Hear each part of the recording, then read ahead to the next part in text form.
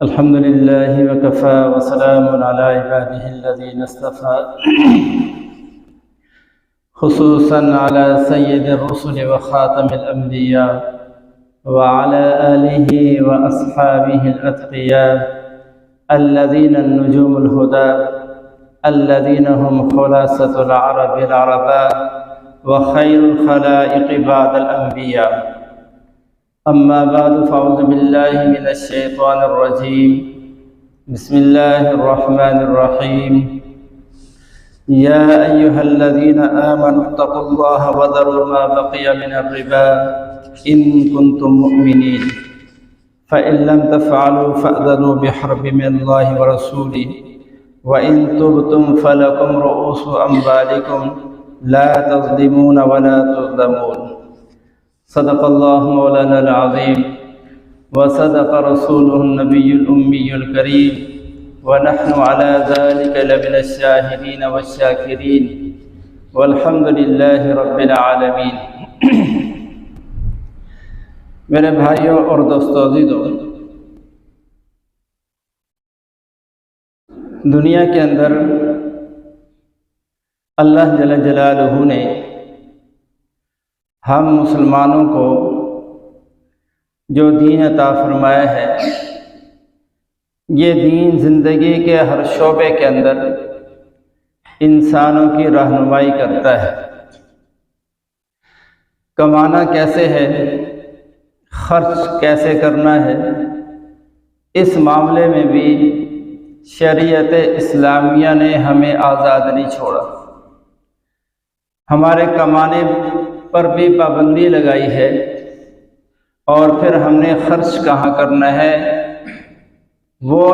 جگہ بھی اللہ اور اس کے رسول نے ہمیں بتائی ہے۔ لہذا نہ کمانے کے اندر ہم آزاد ہیں اور نہ ہی خرچ کرنے کے اندر ہم آزاد ہیں۔ قیامت کے دن جو 5 سوال ہر انسان سے کیے جائیں گے، ان میں ایک سوال یہ بھی ہوگا کہ مال کہاں سے کمایا تھا، یعنی تیری آمدنی کے جو ذرائع تھے وہ جائز تھے یا ناجائز تھے، حلال طریقے سے مال کمایا تھا یا حلال اور حرام کی پرواہ کیے بغیر ہی مال کماتا رہا ہے۔ تو مال کمایا کیسے تھا، وہ فیما انفقتہ۔ دوسرا سوال یہ ہوگا کہ مال خرچ کہاں کیا تھا۔ تو ہم کمانے میں بھی آزاد نہیں ہیں، اور جب کما لیا تو اس کے خرچ کرنے میں بھی آزاد نہیں ہیں۔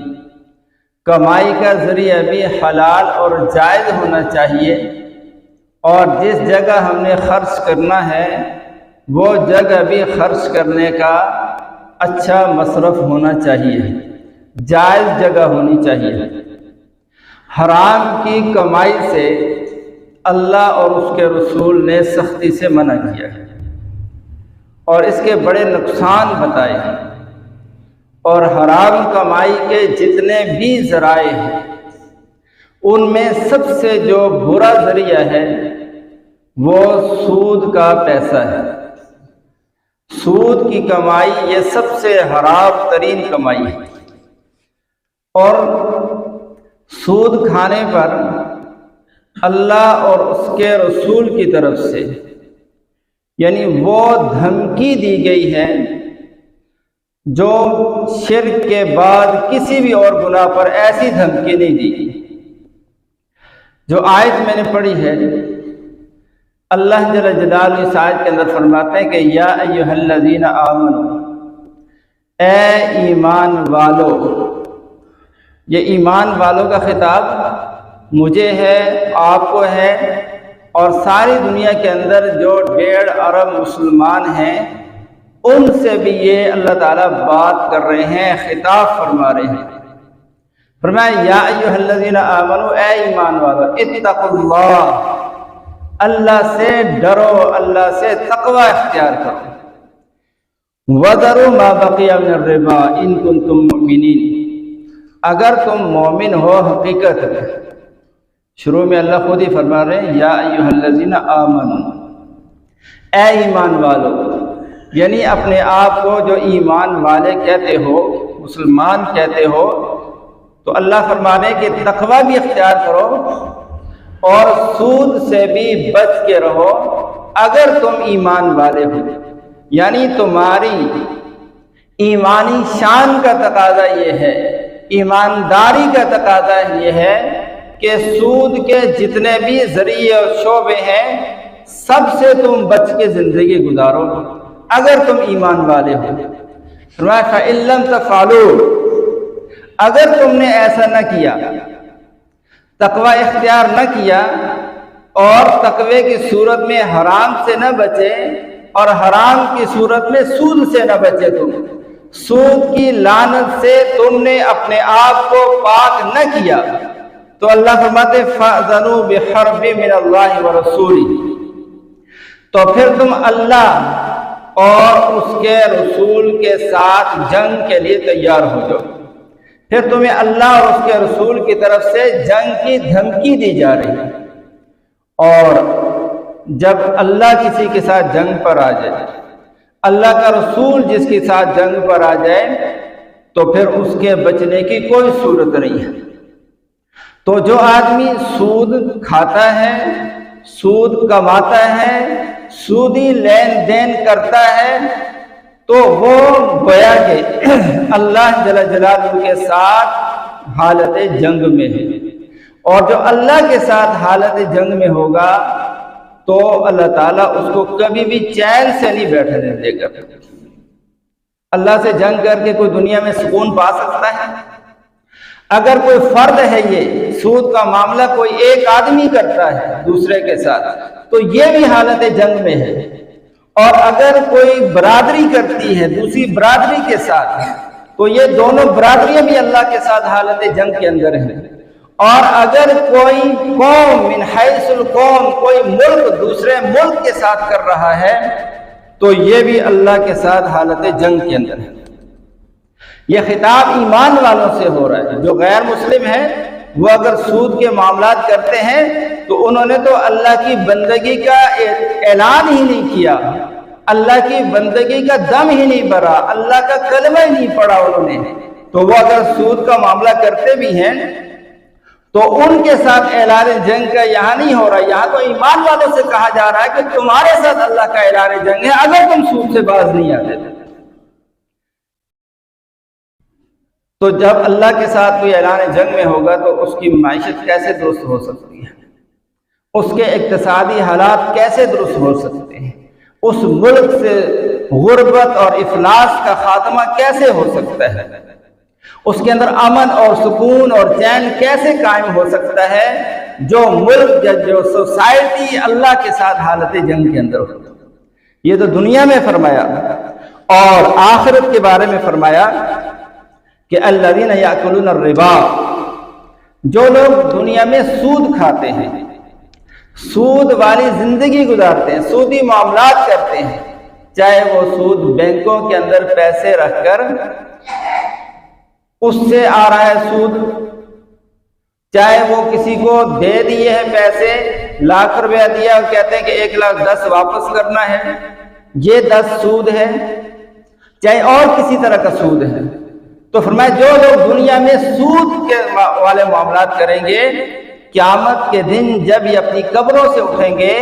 تو اللہ فرماتے ہیں لا یقومون الا کما یقوم الذی یتخبطہ الشیطان من المس، ان کی حالت اس وقت یہ ہوگی کہ جیسے کسی آدمی کے اوپر جن آ جاتا ہے تو وہ آدمی بڑبڑا رہا ہوتا ہے اور وہ جھول رہا ہوتا ہے، ایک پاگل پنے کی کیفیت ہوتی ہے، اس کے جسم پر لرزہ طاری ہوتا ہے، تو یہی کیفیت قبروں سے جب یہ سود خور نکلیں گے تو ان کی یہ حالت ہوگی۔ یہ کیوں ہوگی؟ اس لیے کہ دنیا کے اندر مال کمانے کی حرص میں، مال کمانے کی لالچ میں، مال کی محبت میں یہ پاگل بنے پھرتے تھے۔ لوگوں کا کوئی احساس نہیں تھا کہ اگر کوئی غریب بندہ آیا ہے میرے پاس، اس کو بھی قرضے کی ضرورت ہے، میں اس کی ضرورت پورا کر دوں تو اللہ مجھے اجر دے گا، ان کو اس سے کوئی غرض نہیں ہوتی۔ وہ کہتے ہیں ہمارا پیسہ لگے گا، ہم نے اس پر پروفٹ ہر حال میں لینا ہے، ہر حال میں ہم نے پیسہ کمانا ہے۔ تو دنیا میں کیونکہ وہ مال کمانے میں پاگل بن کے مال کما رہے ہوتے ہیں، تو آخرت میں جب قبروں سے اٹھیں گے تو ان کا یہی حال ہوگا کہ پاگل پنے کی کیفیت ہوگی، جیسے جن طاری ہوا ہوتا ہے آدمی پر، یہ حالت ہوگی۔ اور اللہ کے نبی نے ارشاد فرمایا کہ یہ کیوں ہوگا؟ اللہ نے فرمایا کہ کیوں ہوگا؟ ذالک بانہم قالوا انما البیع مثل الربا۔ جب حضور علیہ السلام نے یہ سود کی حرمت کو بیان کیا اپنے معاشرے کے اندر، تو کچھ لوگوں نے کہا، اور یہی آج کل میں کہ سیکولر طبقہ، لبرل طبقہ، دانشور آج کے بھی یہی سوال کرتے ہیں کہ تو یہ سوال اس زمانے کے بھی لوگوں نے کیا، انہوں نے کہا انما البیع مثل الربا، کہ سود تو وہ تو عام خرید و فروخت کی طرح ہے، جیسے آدمی کوئی چیز بیچتا ہے، کاروبار کرتا ہے، بزنس کرتا ہے، اس میں پروفٹ کماتا ہے، تو سود میں بھی یہ ہے کہ پیسے پر پیسہ کماتا ہے، بزنس میں بھی پیسہ لگا کر پیسہ کماتا ہے، اور اس شکل میں بھی جس کو حرام قرار دیا جا رہا ہے اس میں بھی تو پیسہ لگا کر پیسہ کماتا ہے۔ تو انہوں نے کہا انما البیع مثل الربا، یہ جو خرید و فروخت ہے یہ بھی تو سود کی طرح ہے، اگر سود حرام ہے تو پھر یہ بھی حرام ہونا چاہیے، اور اگر یہ حلال ہے تو سود کو بھی حلال ہونا چاہیے۔ تو اللہ تعالیٰ فرمایا کہ کیونکہ انہوں نے یہ اپنی عقل سے کام لیا ہے، اللہ کی طرف سے جو وحی آ گئی کہ سود حرام ہے، سود کا ہر شعبہ حرام ہے، تو پھر اس میں اپنی عقل دوڑا کر یہ کہنا کہ سود بھی تو خرید و فروخت کی طرح ہے، بزنس کی طرح ہے، تو پھر جو ہے وہ سود کیوں حرام ہے، پھر تو خرید و فروخت بھی حرام ہونی چاہیے۔ تو جو عقل کے گھوڑے دوڑائے گا غلط جگہ میں اللہ کی وحی کے مقابلے میں، تو پھر اس کو یہ سزا ملے گی کہ آخر میں اس کا یہ حالت ہوگا۔ تو اللہ جل جلالہ نے سود کے ہر شعبے کو حرام کر دے دیا ہے، اللہ کے نبی نے بھی حرام قرار دیا ہے، اور بڑی سخت وعیدیں سنائی ہیں۔ اللہ کے نبی نے ارشاد فرمایا کہ سود کے 70 شعبے ہیں، 70 شعبے، اور فرمایا کہ ایسرھا ان ینکح الرجل امہ، کہ سب سے ہلکا، سب سے کمزور درجہ سود کا، اس کا گناہ ایسا ہی ہے جیسے کہ نعوذ باللہ کوئی آدمی اپنی ماں سے نکاح کر لے، اپنی ماں سے زنا کر لے، جیسا یہ برا ہے اسی طرح سود کھانا بھی برا ہے۔ تو میرے بھائی اور دوستوں، بہت یعنی وعید اللہ اور اس کے رسول نے اس پر بیان فرمائی ہے۔ اور اسی طرح ایک روایت کے اندر اللہ کے نبی نے ارشاد فرمایا کہ سود کی وجہ سے 4 آدمیوں پر اللہ کی لعنت ہوتی ہے، یعنی 4 آدمی لعنتی ہو جاتے ہیں۔ آکلہ، سود کھانے والا، موکلہ، سود کھلانے والا جو سود دے رہا ہے، ایک پیسے دے رہا ہے دوسرے کو، سود لے رہا ہے، دوسرا سود دے رہا ہے، تو لینے والا بھی لعنتی ہے اور دینے والا بھی لعنتی ہے۔ وکاتبہ، اور جو سٹامپ لکھتا ہے دونوں کے درمیان، جو سٹامپ لکھتا ہے سود کے معاہدے کا، اس پر بھی اللہ کی لعنت ہے، وہ بھی لعنتی ہے۔ اور میں وشاہدیہ، جو اس پر گواہ بنتے ہیں، اگر سٹامپ لکھا جا رہا ہے اور اس کے اندر 2 گواہوں کے نام لکھے جا رہے ہیں، تو وہ دونوں بھی اللہ کے ہاں لعنتی شمار ہوتے ہیں، ان پر بھی اللہ کی پھٹکار ہوتی ہے، چاہے وہ کوئی حاجی ہوں، چاہے کوئی نمازی ہوں، چاہے کوئی کسی دین کے شعبے کے ساتھ تعلق رکھا ہوا ہے،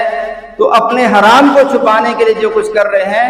اللہ کے نبی فرما رہے ہیں کہ ان پر اللہ کی لعنت برستی ہے۔ تو میرے بھائیوں اور دوستوں عزیزوں، سود کے ہر شعبے کو اللہ کے نبی نے حرام کیا ہے، اور سب سے پہلے اللہ کے نبی نے فتح مکہ کے موقع پر، کیونکہ حضور کے زمانے میں سود جب حضور صلی اللہ علیہ وسلم کو کے زمانے میں آپ صلی اللہ علیہ وسلم تشریف لائے تو اس معاشرے میں سود کا بہت زیادہ چلاؤ تھا، بہت رواج تھا، تجارتی سود بھی تھا اور لوگ دوسرے کو قرضہ دے کر اس پر بھی ڈبل لیتے تھے۔ اور مکہ کے اندر جو سب سے بڑے سود کا کاروبار کرنے والے تھے وہ حضور کے چچا حضرت عباس رضی اللہ تعالیٰ عنہ تھے۔ تو حضور علیہ السلام فتح مکہ کے موقع پر آپ علیہ السلام نے فرمایا کہ میں سود کے جتنے شعبے تھے سب کو حرام کر رہا ہوں، اور آج کے بعد کوئی آدمی اگر کسی نے سود پر کسی کو پیسے دیے ہوئے ہیں تو وہ اصل رقم قرضہ لینے والا اصل رقم واپس کرے گا، جو سود کا معاملہ طے کیا ہوا ایک پائی بھی سود کی ادائیگی نہیں کرے گا۔ اور اپنے چچا عباس کو ساتھ کھڑا کیا اور میں سب سے پہلے میں اپنے چچا عباس نے جو سود کے معاہدے کیے تھے ان کو کل عدم قرار دیتا ہوں، اور میں تم لوگوں نے ان سے جو پیسے لے رکھے ہیں تم میں سے جس نے بھی، وہ اصل رقم جو لے رکھی ہے وہ تو تم نے ادا کرنی ہے، لیکن اگر اس جو سود کا معاملہ طے ہے اس کی ایک پائی بھی تم نے میرے چچا کو نہیں دینی۔ تو حضور نے اپنے چچا کے گھر سے ختم کر دیا۔ تو اس طرح سے سود کی صفائی کی ہے۔